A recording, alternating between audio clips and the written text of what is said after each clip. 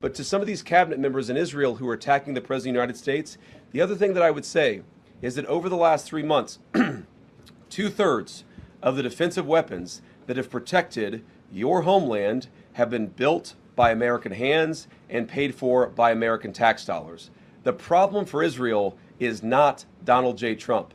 And anybody in Israel who thinks their biggest problem is the President of the United States needs to wake up and smell the reality of the situation that country is in. नमस्कार, आदाब। आपके साथ मैं स्मिता शर्मा हूं और आप देख रहे हैं मेरा YouTube station Smita Sharma journalist. इस ब्लॉग में बात करेंगे हम अमेरिका और इजराइल के बीच बढ़ते हुए दरार की। अभी अभी जो बयान आपने सुना अमेरिकी उपराष्ट्रपति जेडी वैंस, वो एक छोटा सा नमूना है कि किस तरीके से सबसे क्लोजेस्ट एलाइज के बीच में इस वक्त काफी ज्यादा मतभेद देखने को मिल रही हैं। और ये मतभेद इसलिए देखने को मिल रही हैं, जिसे पब्लिकली जेडी वैंस ने इतने स्ट्रांगली ये बातें जो कही हैं, क्योंकि ईरान और अमेरिका के बीच में जो शांति समझौता हुआ है, संघर्ष विराम को अगले 60 दिनों तक एक्सटेंड करने के लिए, जिसका नाम रखा गया है इस्लामाबाद एमओयू। इसकी डिटेल्स आपको मैंने कल अपने शाम के व्लॉग में दी थी और सुहासिनी हैदर से भी कल दोपहर में हमने बात की थी। इजराइल इस पर पूरी तरीके से बौखलाया हुआ है और इजराइल के कई नेता हैं जो डोनाल्ड ट्रंप पर हमले कर रहे हैं और कह रहे हैं कि एक तरीके से ये नाजीज को प्रोटेक्ट करने वाली बात है, होलोकॉस्ट के दिनों की याद करवा रहे हैं। तो आपको मैं सबसे पहले सुनाती हूं कि जेडी वैंस ने आखिरकार क्या बातें कही हैं, जहां तक नेतन्याहू और उनके जो कैबिनेट मिनिस्टर्स है उनके तमाम इन अटैक्स का सवाल है। पहले पूरी बयान को आप सुन लीजिए। Does bother me is that you've seen people within Bibi's cabinet who have come out and attacked the deal and in some ways very personally attacked the President of the United States. And I guess my message to them would be twofold. Number one, Donald J. Trump is the only head of state in the entire world who is sympathetic to the nation of Israel at this moment in time. And he happens to be the head of state of the world's superpower. If I was in the cabinet of the Israeli government, I might not be attacking the only powerful ally that I have anywhere left in the entire world. And the second message I would give to some of those cabinet members, Bibi, to his credit, has not gone down this path, but to some of these cabinet members in Israel who are attacking the President of the United States, the other thing that I would say is that over the last 3 months, 2/3 of the defensive weapons that have protected your homeland have been built by American hands and paid for by American tax dollars. The problem for Israel is not Donald J. Trump. And anybody in Israel who thinks their biggest problem is the President of the United States needs to wake up and smell the reality of the situation that country is in. Thank you all.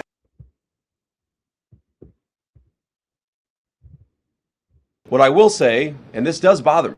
तो देखिए, JD Vance ने जो तमाम बातें कही हैं इस press conference में, उन्होंने अमेरिका के जो नजरिया है इजराइल को लेकर, उस पूरे कॉन्वर्सेशन को ही एक तरीके से बदल कर रख दिया है। एक पैराडाइम शिफ्ट के तौर पर ये नजर आ रहा है।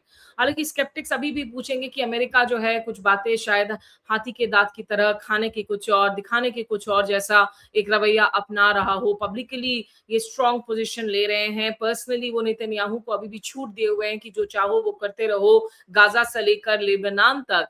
लेकिन उन्होंने इजरायलीज को याद दिलाया कि आप लोग इस वक्त अकेले हैं, अलग थलग है पूरे अंतर्राष्ट्रीय समुदाय में, आप लोगों की चीचा लेदर हो रही है, आप लोगों की कड़ी आलोचना हो रही है और दुनिया में एक ही दोस्त है आपका जो इस वक्त अमेरिका है। हालांकि ये टेक्निकली गलत बयान है। इजराइल के काफी दोस्त हैं, जिसमें खुद भारत के प्रधानमंत्री नरेंद्र मोदी जी जो है उनके खास दोस्तों में शामिल हैं। यूएई ने भी दोस्ती करके रखी हुई है। लेकिन शायद जेडी वैंस कहना चाह रहे थे कि इस वक्त जो सबसे स्ट्रॉन्गेस्ट नेशंस की अगर बात करें तो उनमें आपका एकमात्र एलाय है जो अमेरिका है, जो आपके साथ खड़ा हुआ है, लेकिन जिसके खिलाफ आप उल जुलूल बातें कर रहे हैं जब से इस डील पर हस्ताक्षर किया गया है, जो डोनाल्ड ट्रंप ने फ्रांस के राष्ट्रपति इमैनुअल मैक्रों की उपस्थिति में फ्रांस के वर्साई में उन्होंने साइन किया और उधर ईरान के राष्ट्रपति पेजेश्कियान ने डिजिटली इसे साइन किया था और पाकिस्तान के प्रधानमंत्री शहबाज शरीफ ने भी इस अकॉर्ड को साइन किया, क्योंकि ये इस्लामाबाद एमओयू कहलाया जा रहा है। फर्स्ट राउंड की बातचीत इस्लामाबाद में हुई थी और Pakistan as a guarantor act कर रहा है इस पूरे अकॉर्ड में, जिसमें 14 पॉइंट हैं और सारी शर्तों को देखकर लगता है कि क्लियरली एडवांटेज तेहरान है।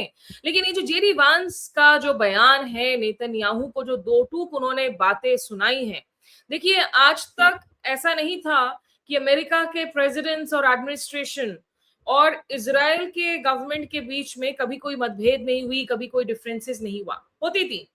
और इस बात को बराक ओबामा से लेकर जो बाइडेन ने भी काफी दफा इंडिकेट किया था कि उन पर बहुत दबाव बन रहा है इजराइल की तरफ से कि आप ईरान पर हमले कीजिए लगातार। लेकिन वो निर्णय किसी भी अमेरिकी राष्ट्रपति ने आज तक नहीं लिया था, क्योंकि उनको पता था कि ये कितना हेवी कॉस्ट होगा। ईरान लिबिया, इराक, सीरिया नहीं है एज अ मुल्क, उसकी जो सिस्टम है वो बहुत अलग है, ज्योग्राफिकली वो बहुत ह्यूज है, बहुत अलग है। तो इसीलिए आप उम्मीद नहीं कर सकते कि वहां पर आपने हवाई बमबारी कर दी और आप अपने मकसद में कामयाब हो गए। बावजूद इसके डोनाल्ड ट्रंप, जिनकी पूरी की पूरी जो एक चुनावी बेस है जिसकी तहत वो जीत कर आए, वो एंटी वॉर स्टांस रहा था उनका कि अमेरिका अननेसेसरीली दूसरे मुल्कों में जाकर सैन्य रूप से इंटरवीन नहीं करेगा, हम फिर युद्ध की नहीं शुरुआत करेंगे ताकि हमारे अमेरिकी जो सोल्जर्स हैं उनकी बॉडी बैग्स वापस घर पर ना आए। उस बेसिस को रखते हुए भी डोनाल्ड ट्रंप फिर भी इस युद्ध में जुड़े, नेतन्याहू का साथ दिया। 28 फरवरी को नेतन्याहू ने ईरान पर उस वक्त हमला किया जब ईरान और अमेरिका के बीच में उनके परमाणु कार्यक्रम को लेकर बातचीत चल रही थी और उसमें बहुत प्रोग्रेस हो रहा था, जो खुद ओमान के विदेश मंत्री बार बार इंटरव्यूज में कह रहे थे। जिनीवा में ये टॉक्स चल रही थी जब नेतन्याहू ने हमला कर दिया। पिछले साल भी जब इसी तरह की बातचीत हो रही थी, जब हमने देखा कि 12 दिनों का वो कॉन्फ्लिक्ट हुआ था इजराइल, अमेरिका और ईरान के बीच में। तो अब जेडी वांस का इस तरीके से खुलकर बोलना ये निश्चित रूप से अनप्रेसिडेंटेड है, क्योंकि इजराइल के खिलाफ चाहे जितने भी मतभेद रहे हों, अभी तक जो बातें की जाती थी वो दबी जुबान में की जाती थी नेताओं की तरफ से। अब हम देख रहे हैं कि किस तरीके से पिछले कुछ दिनों में लगातार मेरे ब्लॉग्स में मैंने आपको बताया है कि एक shift in attitude and opinion हो रहा है। अमेरिका की युवा पीढ़ी है जो आज फिलिस्तीन को लेकर कहीं ज्यादा संवेदनशील है, जिनको लगता है कि गाजा में जो नरसंहार हुआ है वो कहीं ना कहीं अमेरिकी टैक्स पेयर्स के डॉलर्स के जरिए फंडिंग हो रही है उसकी, क्योंकि इजराइल को जो सबसे ज्यादा मिलिट्री एड है, इकोनॉमिक सपोर्ट है, वो अमेरिका से ही जाता है। और उसके खिलाफ युवा पीढ़ी भी बातें कर रहे हैं। साथ ही साथ आपके अमेरिकी संसद में भी हमने देखा कि किस तरीके से खुद डोनाल्ड ट्रंप के अपने ही पार्टी यानी कि रिपब्लिकन पार्टी के अपने ही जो नेता हैं वो क्रॉसओवर करने लगे, डेमोक्रेट्स के साथ साथ देने लगे डोनाल्ड ट्रंप की पावर्स को लिमिट करने के लिए, जहां तक इस युद्ध का सवाल है, ताकि वो कांग्रेसनल अप्रूवल ले, संसद से अप्रूवल ले।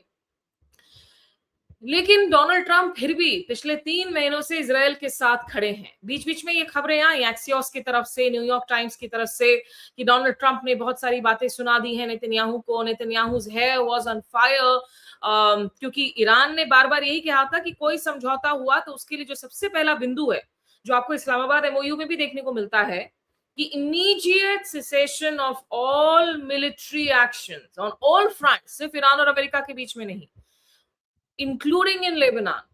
लेकिन जिस दिन बात हो रही थी कुछ दिनों पहले भी इस समझौते को साझा करने की, तभी इजराइल ने जो है वापस से लेबनान की राजधानी बेरूत पर हमला कर दिया, दाहिए पर हमला कर दिया, उन रेड लाइंस को क्रॉस करने लगा इजराइल, जो ईरान ने कहा था कि अगर ये क्रॉस हुई तो समझौता तो नहीं होगा और वापस से जो है युद्ध की शुरुआत होगी। और तभी बीच में एक एस्केलेशन देखा हमने ईरान और इजराइल के बीच में भी, और उधर अमेरिका और ईरान के बीच में भी हॉर्मुज स्ट्रेट में। तो ये बातें अब कहीं ना कहीं जो अंदर खाने परेशान कर रही थी अमेरिकी एडमिनिस्ट्रेशन को, अब वो खुलकर बोले जाने लगी हैं नेतन्याहू के खिलाफ। नेतन्याहू थोड़ी सी अपनी बयान को जो है वो टेम्पर डाउन कर रहे हैं। वो जब पब्लिकली आकर बयान देते हैं तो वो बार बार इससे हिजबुल्लाह से लिंक करके देते हैं और कहते हैं कि नहीं नहीं, हमने जो काम शुरू किया है, जो ऑब्जेक्टिव है, हम तो वो करेंगे, हम हिजबुल्लाह को निकाल कर रहेंगे। एक्चुअली में वहां एथनिक क्लेंजिंग हो रही है, वहां शियास को निकाला जा रहा है लेबनान से। इस तरह की कई मीडिया रिपोर्ट्स आ रही हैं कि शियास को किसी भी हालत में आप वापस लौटने ना दे लेबनान में। इस बाबत जो है तमाम कार्रवाई की जा रही है और हिजबुल्लाह है बोलकर आप पूरे के पूरे रिहायशी इलाकों को, मकानों को आप ढा दे रहे हैं, गिरा दे रहे हैं। आप यूएन पीस कीपर्स, जर्नलिस्ट, हर किसी को टारगेटेड किलिंग्स कर रहे हैं।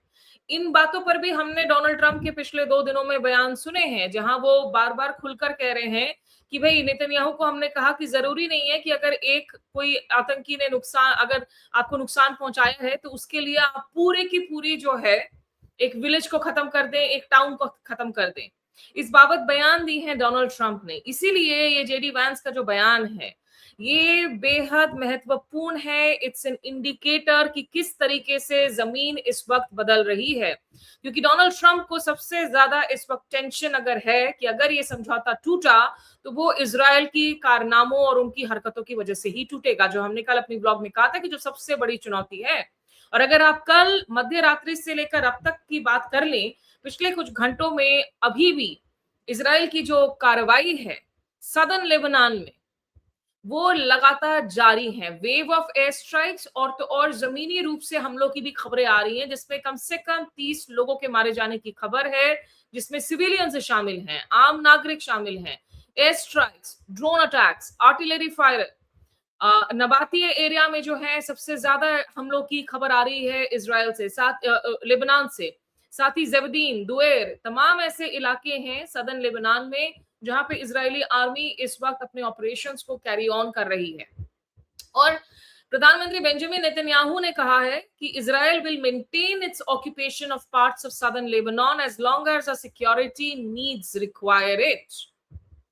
लेकिन ईरान ने ये बहुत साफ कर दिया है कि अगर इजराइल की कार्रवाई जारी रहेगी तो अब ये सीज फायर होने के बाद जो जिनीवा में निगोसिएशंस शुरू होने हैं अमेरिका और ईरान के बीच में, ताकि एक परमानेंट समाधान निकाला जा सके और हॉर्मुज स्ट्रेट को खोले जाने के बाद में ईरान के परमाणु कार्यक्रम पर जो है पूरी तरीके से बातचीत शुरू हो सके, ताकि उस पर कोई फाइनल डील हो सके, तो उसके लिए ये सब कुछ डिपेंडेंट है on Israeli action in Lebanon.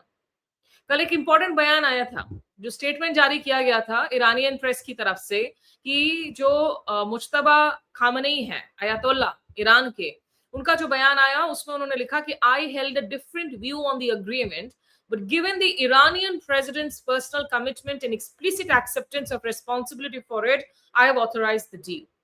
यानी कि मुज्तबा खामनेई ने उसमें ये कह दिया कि मैं पूरी तरीके से इस डील से सहमत नहीं था, लेकिन चूंकि राष्ट्रपति पेजेश्कियान ने इसको लेकर इतनी कमिटमेंट्स दी हैं, पर्सनली निजी रूप से वो इन्वेस्टेड हैं, तो मैंने इसीलिए इस पर मुहर लगा दी है कि हम इस डील को आगे हम लेकर जाएंगे।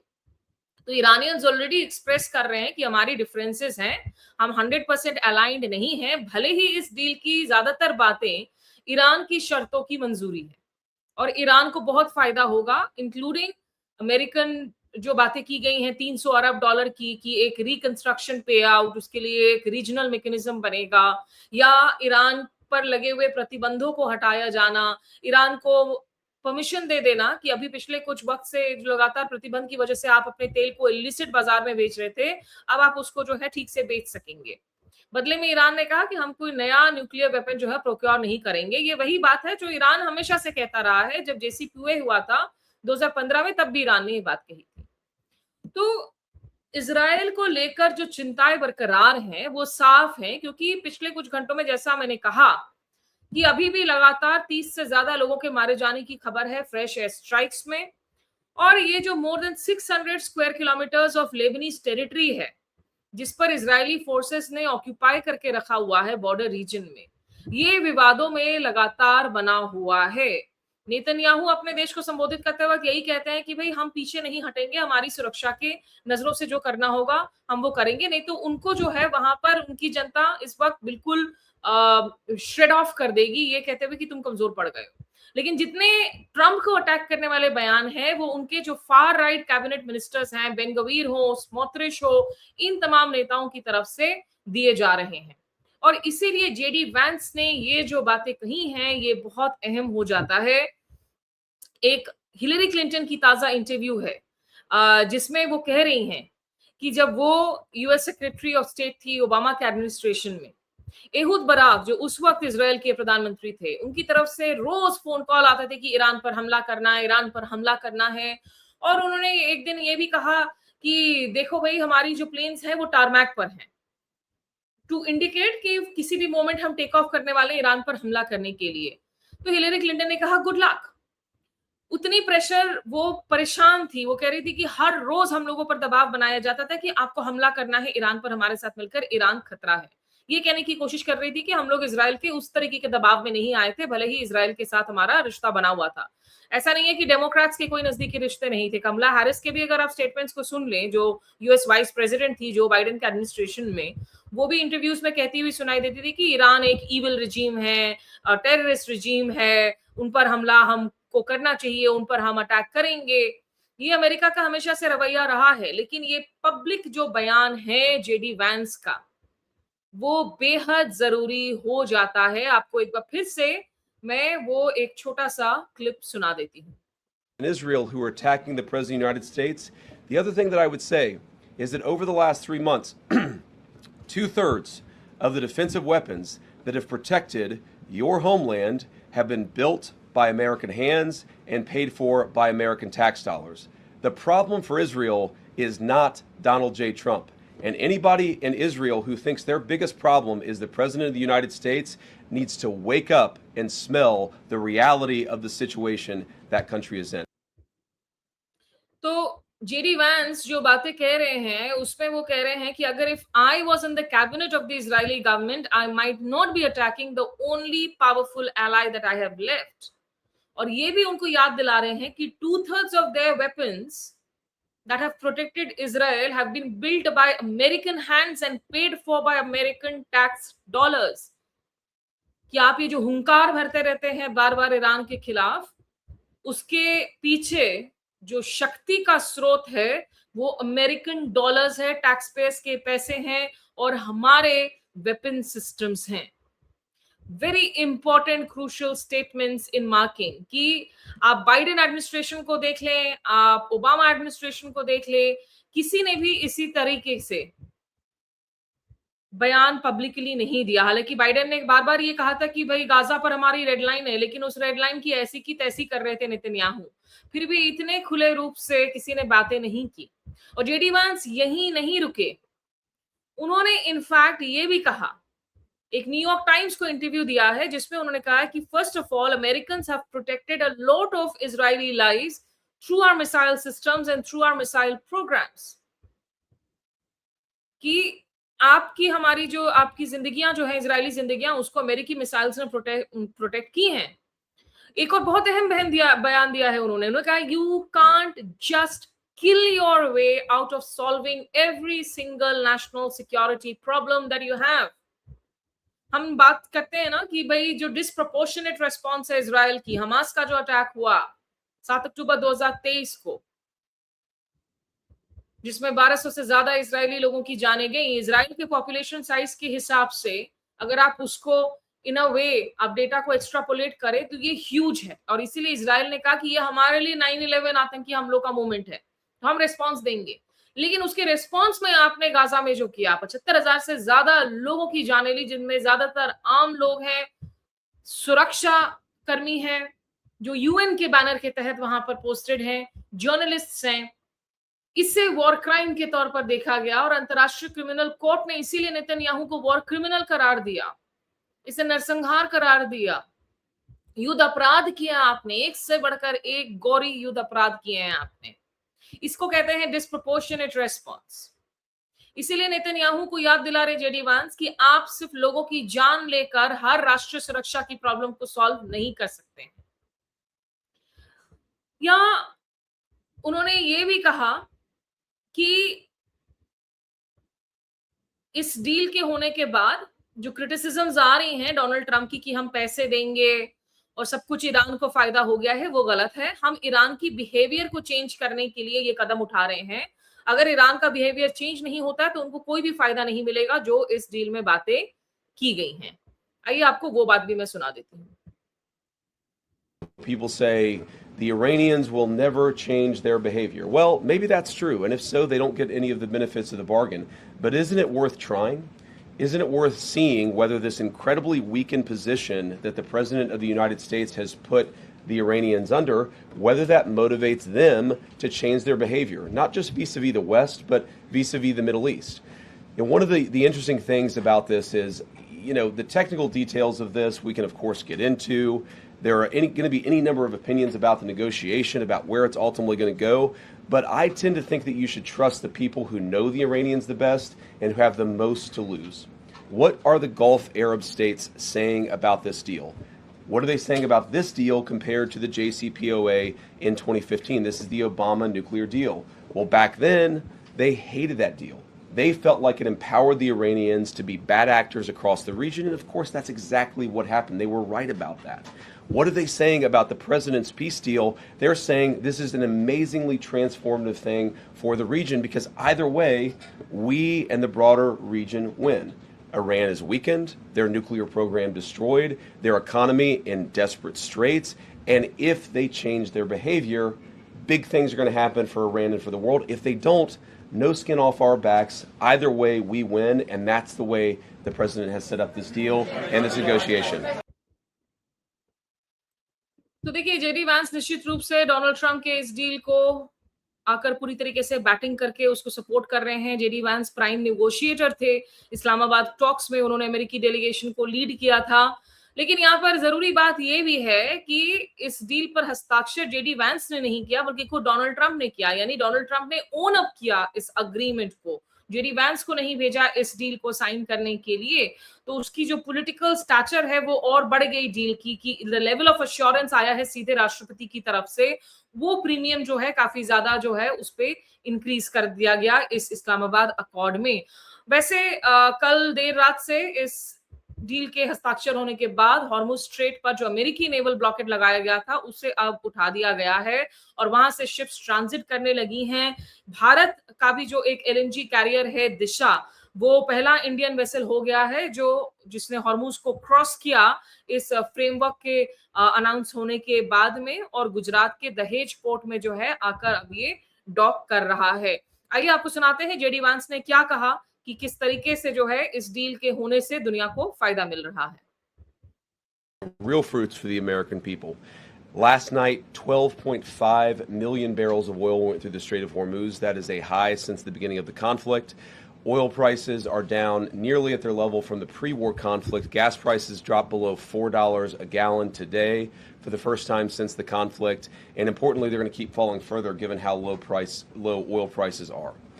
On the military side, the Iranians, for the second night in a row, did not shoot at any ships in the Strait of Hormuz. So far, they are honoring their end of the commitment.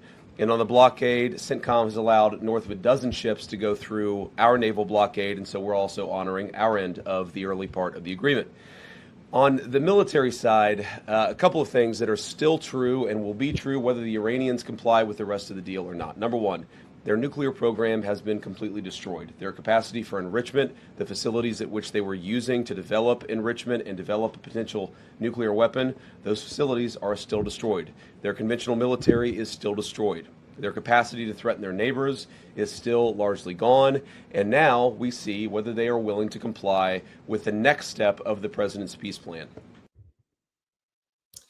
तो ये सही है कि इस deal के होने से दुनिया की जो चरमराती हुई अर्थव्यवस्थाएं थी, ग्लोबल सप्लाई चेन जो डिस्टरप्ट हुई, उसमें एक ब्रीदर है और इसका स्वागत किया जाना चाहिए।